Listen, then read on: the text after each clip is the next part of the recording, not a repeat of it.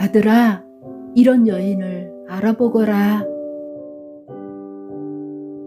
서원으로 얻은 자식을 소중히 키워온 한 어머니가 사랑하는 아들을 부릅니다. 그녀의 아들은 이미 한 나라를 다스리고 있는 왕입니다. 어머니는 높은 지위에 앉아있는 아들의 손을 잡고 어떤 마음으로 살아야 하는지, 무엇을 조심해야 하는지, 그리고 어떤 가치를 붙들어야 하는지를 권면합니다. 이것이 잠언 31장의 시작입니다. 어머니는 아들이 왕으로서 어떻게 살아야 하는지 말합니다. 먼저 권력을 가졌다고 해서 마음이 흐트러지지 말 것을 조언합니다. 특히 술에 빠져 판단력을 잃지 말고 말 못하는 사람을 위해 대신 말하며 무시받기 쉬운 가난한 사람과 궁핍한 사람들에게도 공의로운 재판을 하라고 가르칩니다. 높은 왕의 자리에 있는 만큼 더 하나님을 두려워하고 정의를 따라야 한다고 일러준 것이지요. 어머니는 이어서 누가 현숙한 여인을 찾겠느냐 하며 그러한 여인의 삶을 얘기해 줍니다. 하나님을 경외하며 책임있고 성실하게 살아가는 전인격적인 사람의 모습을 시처럼 그려주기 시작하지요. 먼저 현숙한 여인은 신뢰를 쌓아가는 사람입니다. 그녀의 남편은 그녀를 전적으로 믿습니다. 이는 그녀가 작은 일에도 충실하고 말과 행동이 다르지 않으며 맡겨진 책임을 끝까지 감당하기 때문이지요. 이렇게 쌓인 신뢰 위에 가정은 든든하게 세워집니다. 그리고 그녀는 지혜롭고 부지런합니다. 수고하며 앞날을 준비하고 가족에게 필요한 것들을 마련합니다.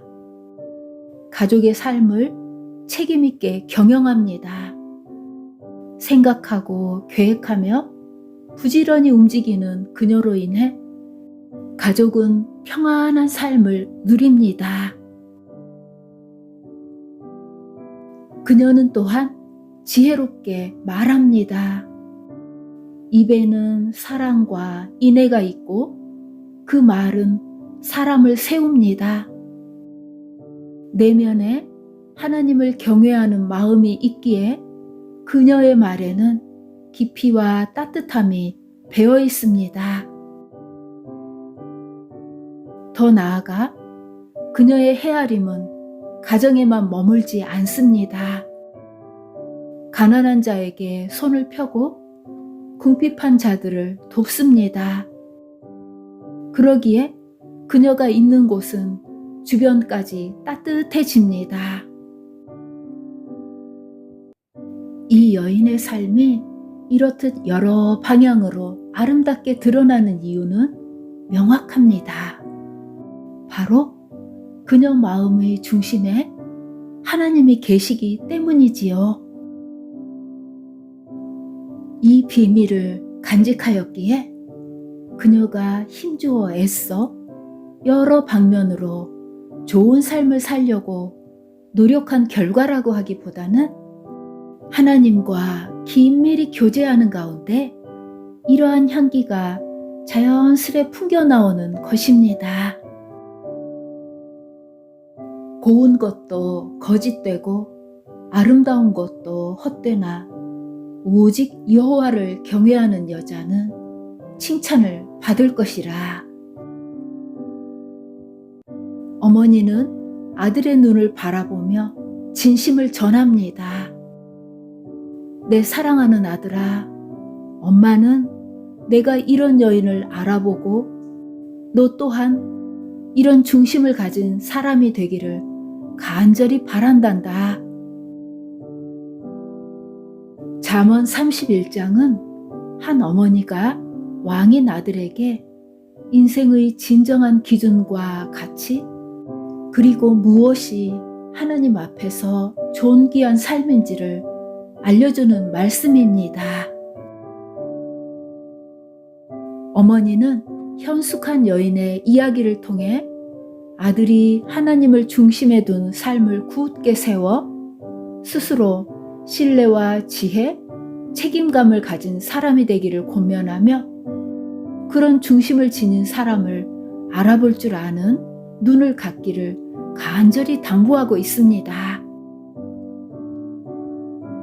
이렇게 하나님을 중심에 둔 삶은 자신의 삶을 굳건히 세워 그 선한 영향력이 가족과 주변 사람들에게까지 퍼져나가 공동체와 세상을 이롭게 하며 결국 하나님께 영광을 돌리게 될 것입니다.